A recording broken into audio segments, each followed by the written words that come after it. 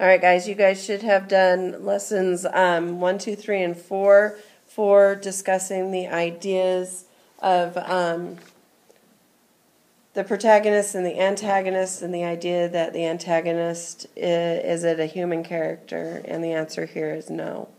Number 3 on lesson 4 discusses how color is used, and you guys should have gone through and related the colors and ideas, the symbolic meaning of those colors to Stephen Crane's work in The Open Boat, and then you guys should have been able to go through lesson number 4 in lesson 4, where you're going to talk about types of people, highlight lines from the story that reveal the character of each man.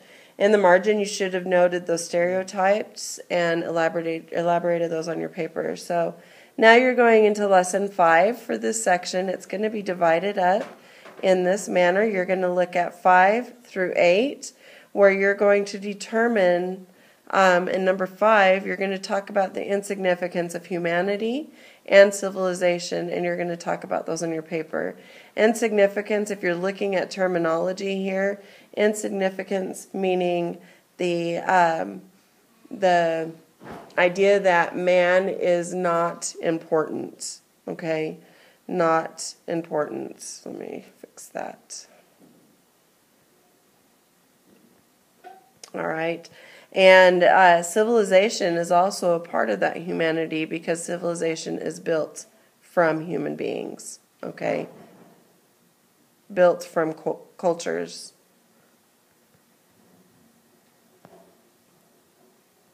When you're looking at this number 5, you're going to look at the idea that man is in a fight for survival.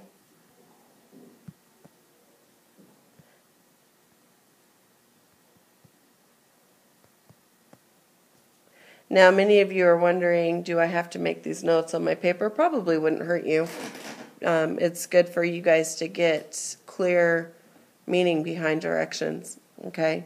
So, yeah, go ahead and make some notes on this on your paper so that you have it for yourself. Is it for a grade? That part isn't. I'm not going to worry about that, but if you're looking at gaining a grade or concept on this, then, yeah, it's good.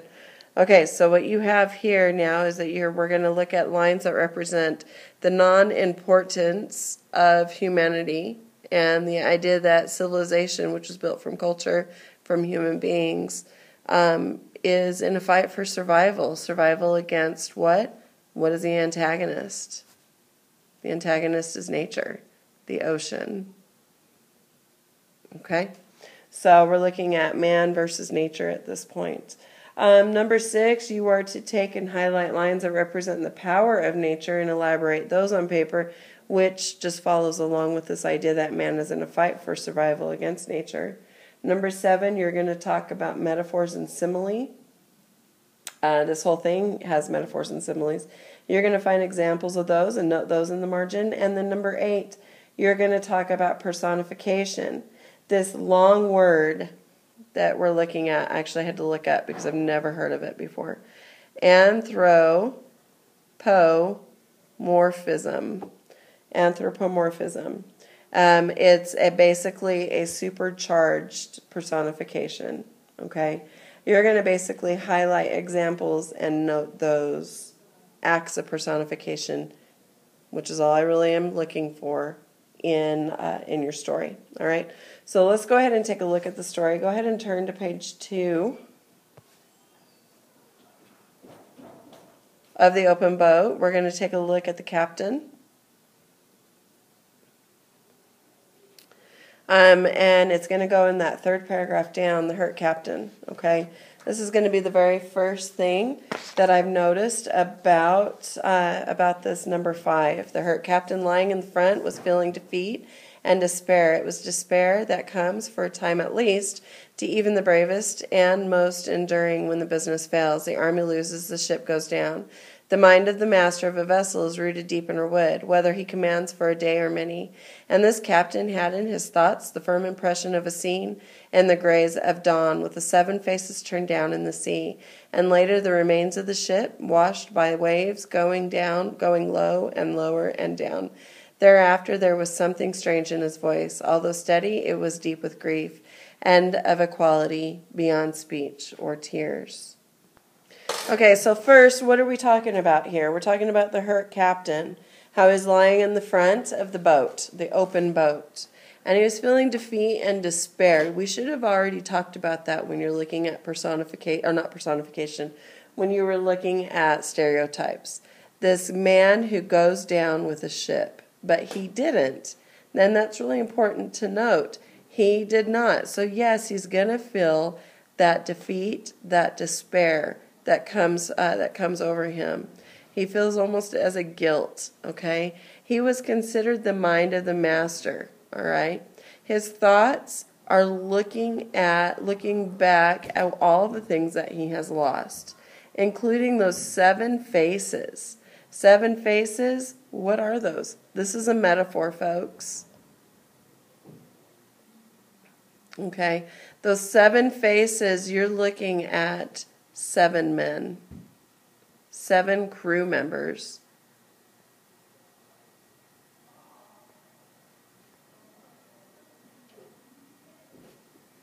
Who died when the ship sank. Okay, where are they? They've been turned down in the sea. Okay, I'm going to redo that line, make it a little straighter. Okay, they're floating in the ocean. Who won here? Man, remember that number 5 discusses the idea that you have a man versus nature. Okay, you have a battle. Who won? The sea.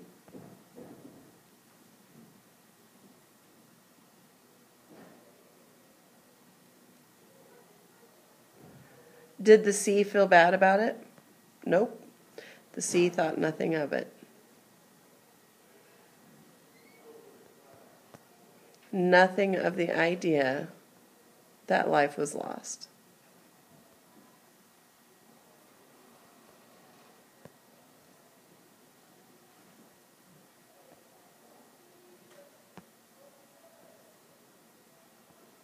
Okay. The second thing I want to talk about, this definitely goes with number 5, this idea that man is insignificant.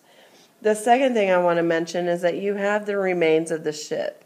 Remember the second thing that I said you needed to note was civilization. What is a ship but civilization on the ocean? Okay. And what happened to the civilization based upon the ocean? What did the sea do? What did the weather do? It destroyed. You have this remains, total destruction.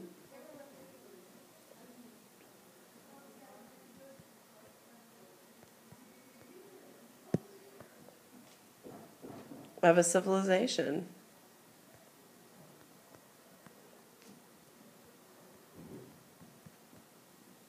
Okay. It was washed by the waves, and it was going lower, lower, and down. It legitly ate the civilization and destroyed it, sinking it all the way to the bottom of the sea. Okay?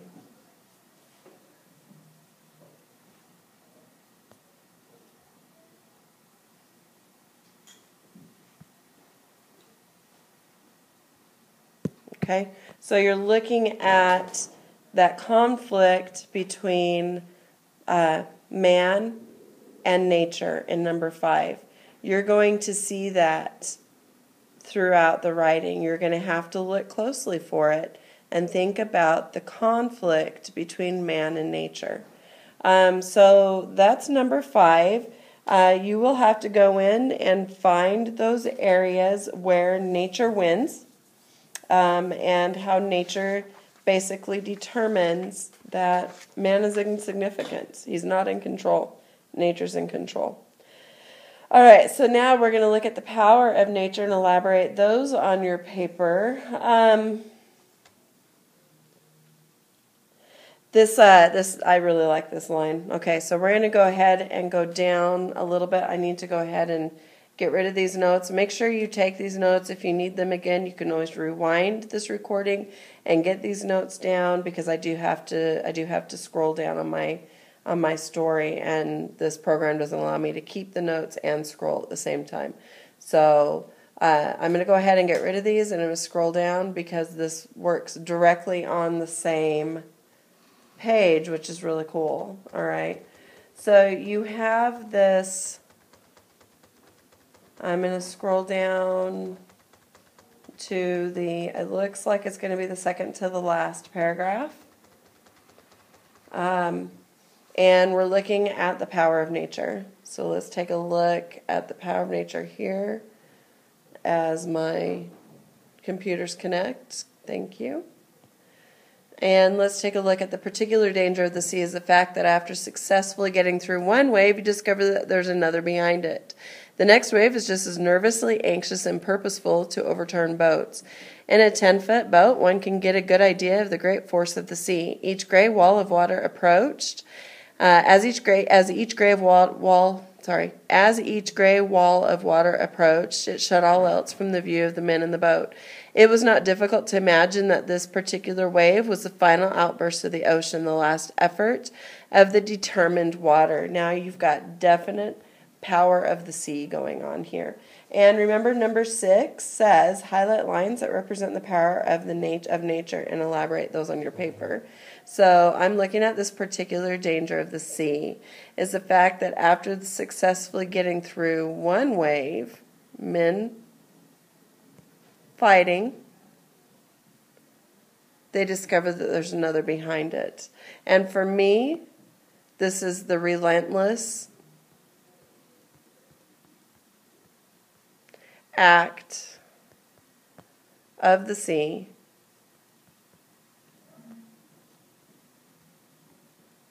to take down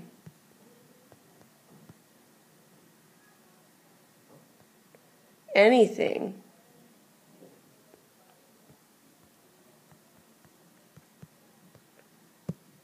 it doesn't like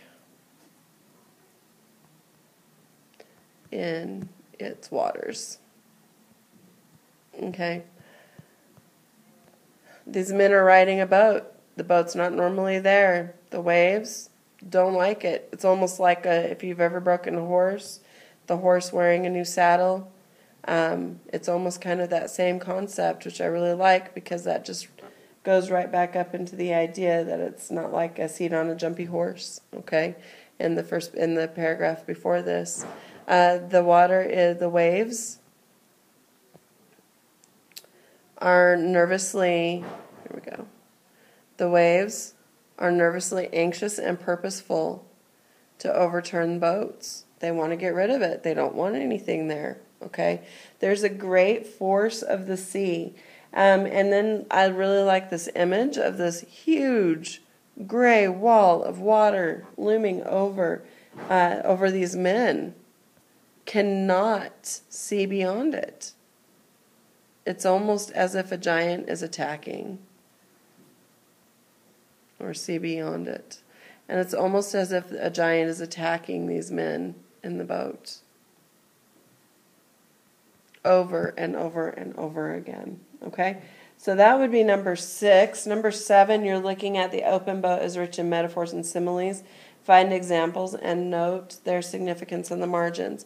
If you need to rewind this section, please do so that you can watch it again to get the information that you're looking for. But you're looking for number 6, the power of nature, and elaborate those on your paper. Talk about them. Why did you highlight it? Talk about it. This is going to be going back to the general annotation that I needed you guys to do. So now let's go on to number 7. I need to go ahead and again get rid of the annotation. Make sure that you get these down and you can move forward with that throughout the reading. Number 7, you're looking at, again, I'm going to work on the same page. I'm going to scroll up because one of my favorite metaphors has, again, to deal with the hurt captain. Okay?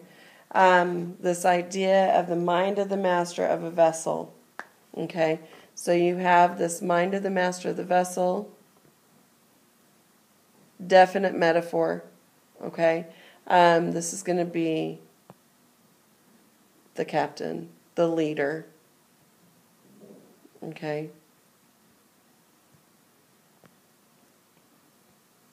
And that's simply all you need to do with these metaphors. Let's see if there's any other in this one.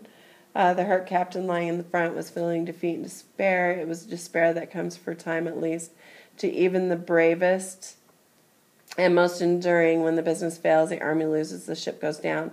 The mind of the master of the vessel is rooted deep in her wood, whether he commands for a day or many. And this captain had in his thoughts the first impression of a scene of the grays of dawn with 7 faces turned down in the sea. That 7 faces is also, not only does it deal with number 5, you're also looking at it for number 7 with the dead men. This is also a metaphor, okay? And later the remains of the ship washed by waves going lower and lower and down. Thereafter there was something strange in his voice.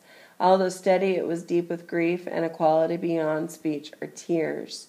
Okay, so then you have some dialogue here. And then that last line that you see on this page, this boat was not unlike a seat on a jumpy horse. This is where you have the boat being compared to, oops, sorry about that. Let me go back again. Was not unlike the seat upon a jumpy horse, where you're getting this idea that the boat ride is compared to